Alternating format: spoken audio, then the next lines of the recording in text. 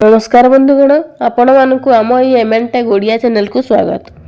एबे आसला सुभद्रा योजना को नहीं गोटे बहुत बड़ अपडेट। तेबे अपडेट टी कौन रही जानिबा पूर्व वीडियो टी को स्किप न करी आरंभ रु शेष पर्यंत देखंतु। अपडेट टी कौन रही जानि परिबे। बहुत हिताधिकारी माने पूर्व 5000 टंका पाइछंती फर्स्ट इंस्टॉलमेंट रो।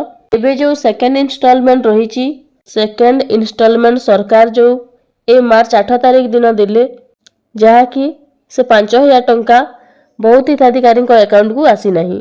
तेबे कौन पाई आसीनी ए टंका पुणी केबे मिलिबो तो सरकार जो 10000 टंका देउछंती बहुत सारा हिताधिकारी इकेवाईसी स्थिति पेंडिंग शो करूची। स्वीकृति स्थिति अंडर प्रोसेस रे अछि तो सेटा ए पर्यंत एप्रूव हेई नाही। ए जो अंडर प्रोसेस रे अछि याकू सरकार एप्रूव करिवे। एमिति कि सरकार कहउचंती जे माने सुभद्रा टंका पाइबा पई योग्य सरकार समस्त को टंका देबे। तो से माने भी कहउचंती मार्च मास 31 तारिख रे जहा कि अप्लाई करिवार डेट सरी जीवो। मार्च 31 परे एक सर्वे करिवे ऑफलाइन रे डोर टू डोर जहा फल रे टंका पाइबे। जो टोटल परे पाई नाहंती एबे कथा उठुची फर्स्ट इंस्टॉलमेंट तो हमकु आसीनी। एबे जो सरकार सेकेंड इंस्टॉलमेंट रे देले ए टंका कोन पाई पहुंचिला नहीं। जानंतु ए टंका भी जदि सरकार पठाइले परे 2 दिन समय मध्य लागि जाय एवं जे मानकर एसबीआई रो अकाउंट अछि से मानकर बहुत जल्दी आसी जाउची।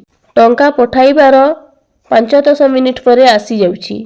बाकी जे मानकर पोस्टल पेमेंट बैंक थिला तो से मानकर राति सुद्धा मध्य आसीथिला।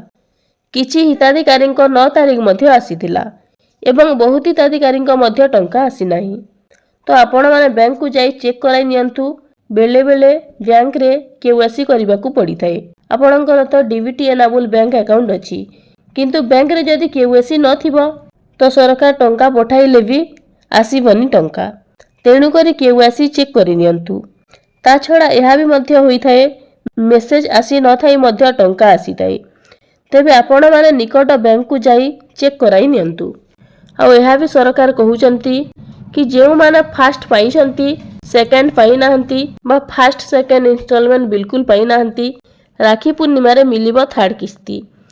जेउ माननकु ए पर्यंत 5000 भी टंका मिली नाही से माने राखी पूर्णिमा रे एका बेले 15000 टंका पाई जिवे।